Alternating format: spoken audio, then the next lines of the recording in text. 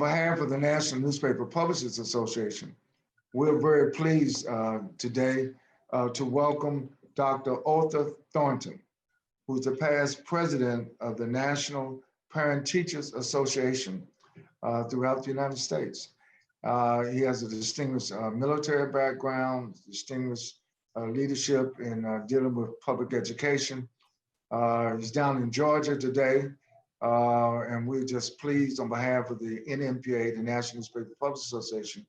Dr. Thornton, we have this series that we're doing from support of the Bill and Melinda Gates Foundation to focus on education, public education, particularly for African Americans and other people of color during the COVID-19 pandemic. So let me just give you a broad question first. As the past president of the National Parent Teachers Association, how do you see what is, from your perspective, what is the greatest challenge facing particularly African American students, African American teachers, African American parents in the context of this COVID-19 pandemic? First, Dr. Chavis, thank you for having me here today. And I thank the National Publisher for all the work that you all are doing and keeping our communities informed. What I would say, sir, the biggest thing is, like I say, when America catches a cold, we get pneumonia. And so what COVID-19 has done here, it is really brought to the forefront the challenges that we're having. And I will tell you something that I'm advising national organizations and folks around the country on pertaining to this in our community. Again, some of the mental issues that we've had in our community, now that kids are at home, it is being aggravated because of the challenges that due to mental illnesses. The kids with special needs that get that special attention in the public schools to move them forward, they're not getting those needs. So therefore, we're having 30-40% of our kids falling behind additional grade levels, and this may not be agreeable to a lot of parents, but I've heard people discuss, hey, when we reset the clock, when we can go back to school, we go back to where we left off, with the exception of students that can take assessments and prove that they're at the level where they can move forward and recover from this COVID. Thank you.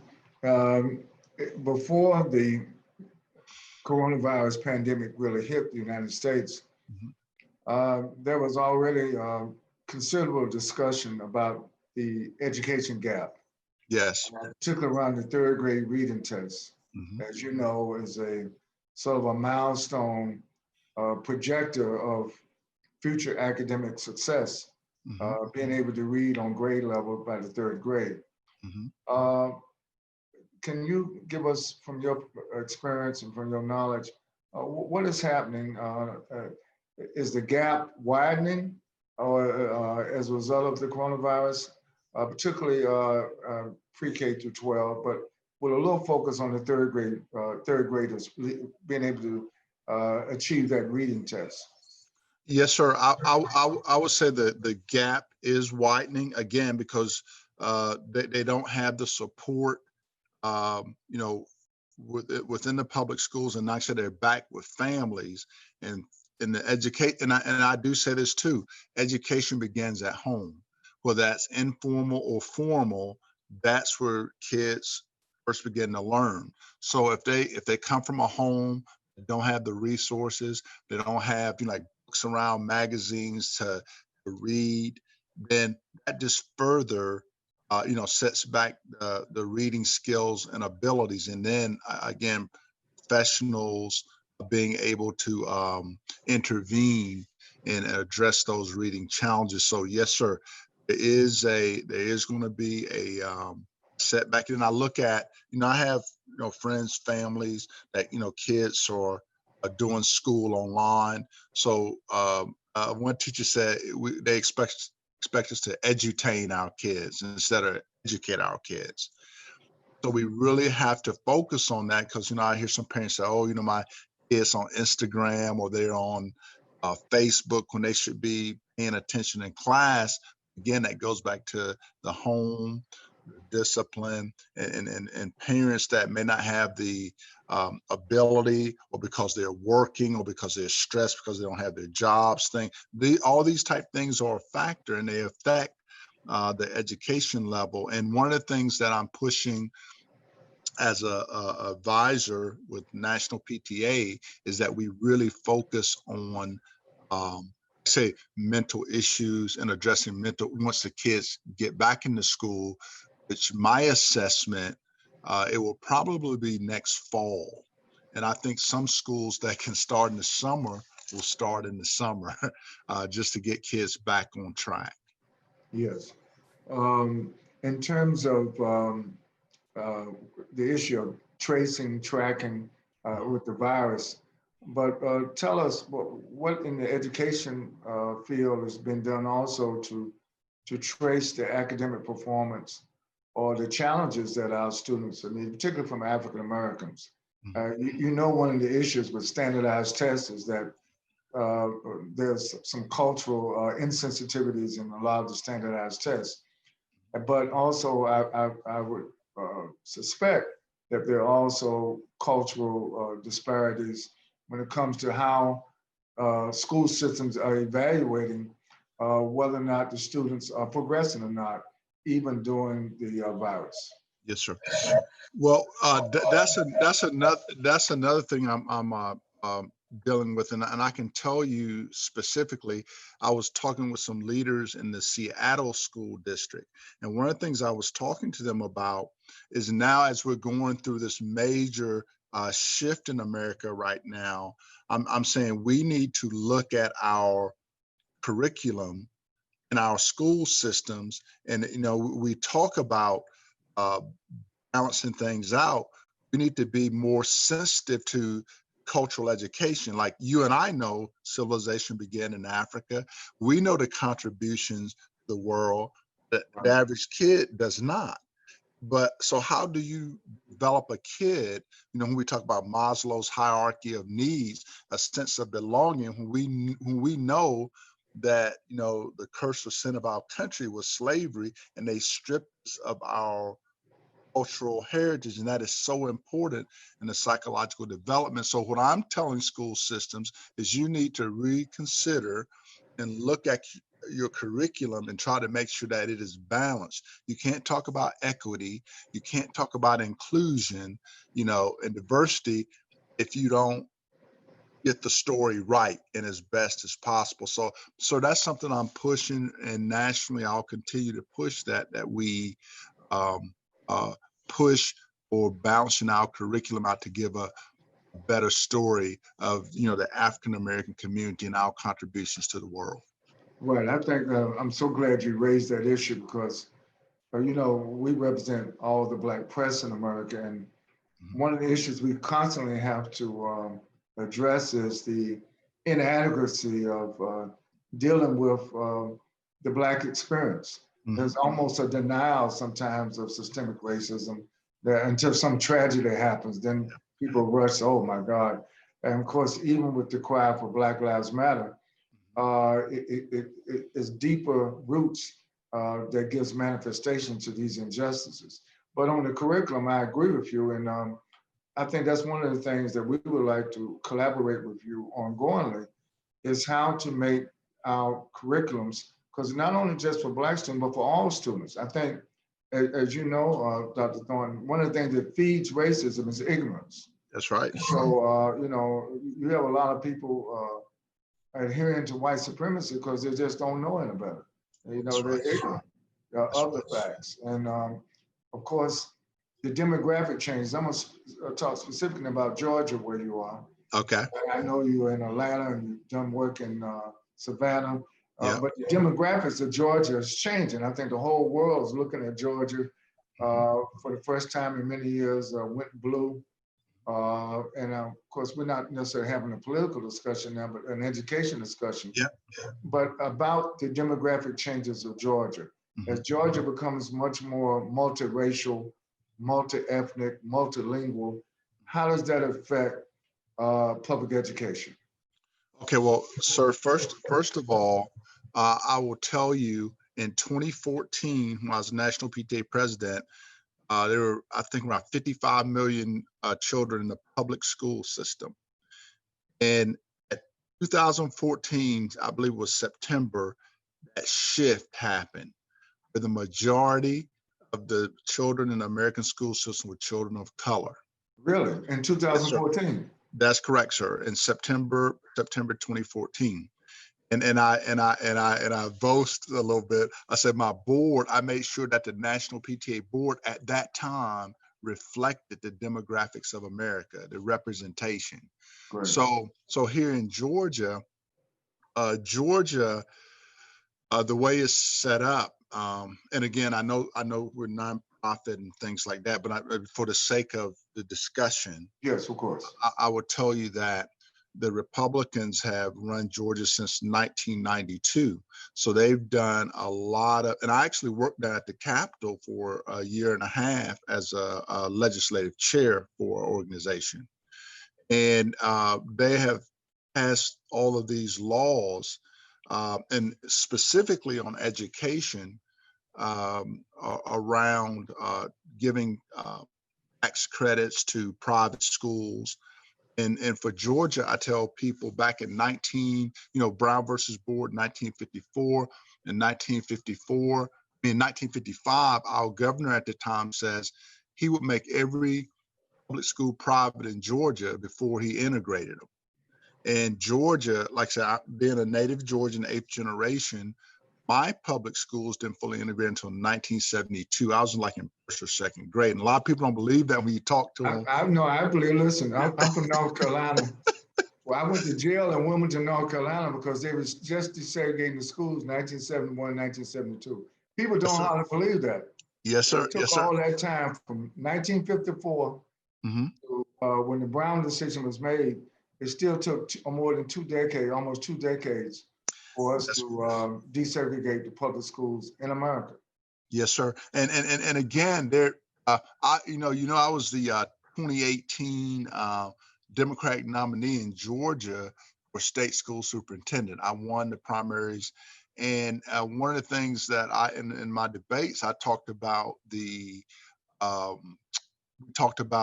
how Georgia, they meant what they said back in 1955, because we actually have a program here in Georgia that gives tax credits to some of those schools that still exist. So they're still, using public dollars to support segregation.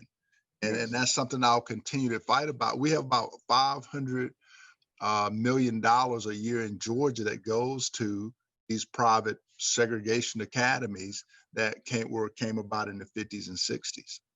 Even in 2020, yes, still sir. have those Absolutely, segregated education. Yes, sir. If you go to the Georgia Department of Education website and look at the opportunity, it's what it's called. I'm trying to give you the correct term. It's a tax credit program that supports these schools. Well, that's very revealing. Thank you for sharing that with us. Yes, sir. So looking toward the future, as we go into 2021, and hopefully now that we have a vaccine, what's your prediction, not only for the state of Georgia, but you gave an interesting statistic about the majority of public school students being now people of color. Where's public education headed? Do we have enough teachers? Do we have enough administrators that reflect the cultural and ethnic and racial diversity of the student body populations? Sir, I think, everything's about proximity. Like here in Atlanta, the majority of the teachers are African American. You go to some parts of Colorado. It just depends on the proximity. But don't get me wrong, I do believe we need to look hard. And one of the challenges are African-American male teachers. There's a 2-3% across the country, and that's something we really need to work on. But I think our HBCUs need to really take that under consideration in educating more African-American men, because it really makes a difference when they're in the classrooms, particularly early in a child's academic career. So I think that's one thing that we need to look at. Now, here's the deal. We have the new administration coming in. Again, from a nonpartisan standpoint, I think so far they're doing a good job at trying to, take diversity into consideration, highly qualified people. And we got to get those people in. And as far as the policies are concerned, policies and dollars, we need to ensure that the things we talked about earlier, addressing mental health issues in our schools as the kids come back, some traumatized, because abuse has gone up in homes during this COVID-19 crisis. We need to, again, curriculum. We need to ensure that we have a balanced curriculum. And I think within that curriculum, we got to talk about social justice. We got to talk about economics. We must do that. And I think if we address those matters, sir, it takes, from working with different school districts, it takes about 3 to 5 years to turn a school district. You know what I'm saying? So when you talk about really to turn a school district. So when you bring a leader in, I've worked with superintendents around the country. When you bring a leader in, the first year, I mean, they can be great leaders, but they learn the system. They may be quick learners or pick it up in a couple of months. Then working with their boards to put things in place. Then once they get those in place, 1 year is over. You got 1 year to have 1 year to make adjustments. And then by the third year, again, if your things are working okay, then they hit that full stride. So that's just been my experience of working with people. But the biggest challenge, sir, in our communities, and I encourage our community also, go run for your school board. Run for the positions where you're going to have an impact on the budget. City council, county commissioners, where you have a tax base. Our people have to get involved in this, and then they have to be informed. And you don't have to have all the education in the world, but at least educate yourself on the issues of what do our children need, what do our school systems and families need, make sure we're producing students of character, students of, that can be good citizens in our community. Yes, I'm glad that's a good segue. One of the things that we have been focusing on in the NMPA, in the education space, is the focus on parents, getting parents more active, participatory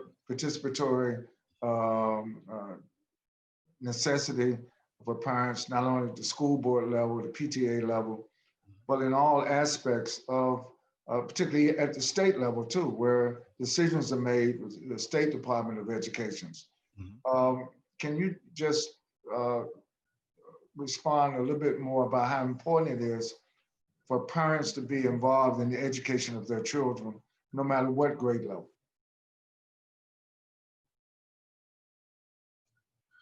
Sir, can you repeat the last part of the question, please? Yes, I wanted to make sure, and then also I know when you answer, you lean into the camera. If you could sit back, because we don't want to lose half your head. There we go. The question is, can you stress how important it is for parents to participate in the education of their children, no matter what grade level, parental involvement?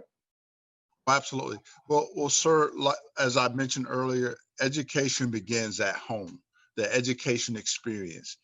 From the womb to the tomb, they learn from, again, if a mother a mother and father, family, if they live in an environment where, you have, like here in Atlanta right now, the gun violence is up like, we had over 140 some deaths this year. And, so when you live in those type of environments, that affects the child and the family and the stress level and their ability to learn. So parents, as best possible, really work to try to provide basic needs for their child. Food, clothing, shelter, and some type of safety. So we have to focus on that. And then for our education and through programs that we have, really provide parenting resources, on how to be a good parent. And that's tough sometimes because life happens, but you really have to focus on that. Our churches, mosques, temples, we need to really have programs that work with our families. I'm at Renaissance Church here in Atlanta. So we actually have programs to work with parents and children on education, and we encourage it within the within the faith-based institution. Yeah. And I think that's important that we get as a community. That's been I'm not, but I'm just saying we as a community, our faith community has been a critical part throughout the history, and I believe that you have the old grandmothers in the church, and it's important that our elders reach out and really encourage the parent and giving them tips and helping our families grow. So I think that's very important. In terms of the PTA, the National Parent Teachers Association, as we close out the interview, sure. Can you tell us what are the top 3 priorities now of the National Parent Teachers Association? Okay, well, I can't speak on behalf of the president, but I will tell you from working with them what I assess right now. Sure. And they actually have a African-American ready to take over in July. This will be the 3rd one in 123-year history. Anna King. Wait a minute. In 123 years, there have only been 2, and now it's to be 3? That's correct, sir. Lois Jean White from Nashville, Tennessee, went to Fisk University, was the first one back in 1997. I was the second one in 2013, and Anna King will be the next one. Well, but Dr. Thornton, I just got to, for the sake of our audience, I got to make sure we all understand the mathematics here. Yes, sir. 122 years. 123. Yes, sir. 123 years and only 2, and now we will have 3. Yes, sir.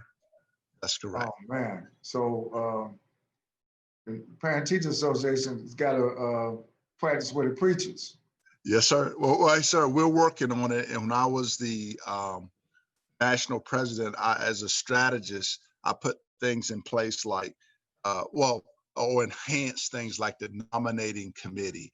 How do you go out and find African Americans, Hispanics, and Asians? How do you do it? And I just put a real big focus on that.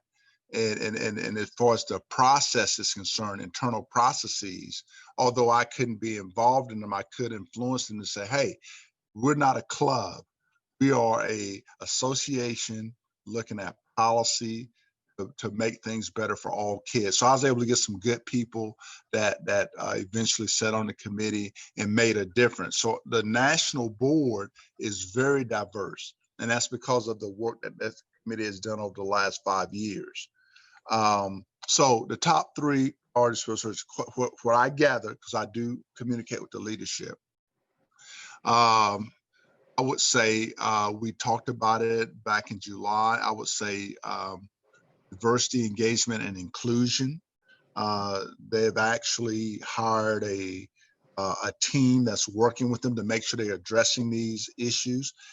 And I was pleasantly surprised and pleased that this past summer they passed a resolution on anti-racism. So the 20,000 units we have in the country now, that went down to all the units on how we're going to address the racism in our nation, in the education system and overall. So we have a standing document that we're trying to get everyone to that stage. The second area I would say is mental health. We understand with, again, the abuse and the things going on in the homes right now, that we're going to need that when they get back to the school. Yes. So I know they're pushing that. And I did push that too when I was president, because I understood in our community, we were really not dealing with that. And we need to deal with it if we want to make our community whole, particularly with the 400 years of trauma that we've had here in this nation and continue through brutality and things that are going on.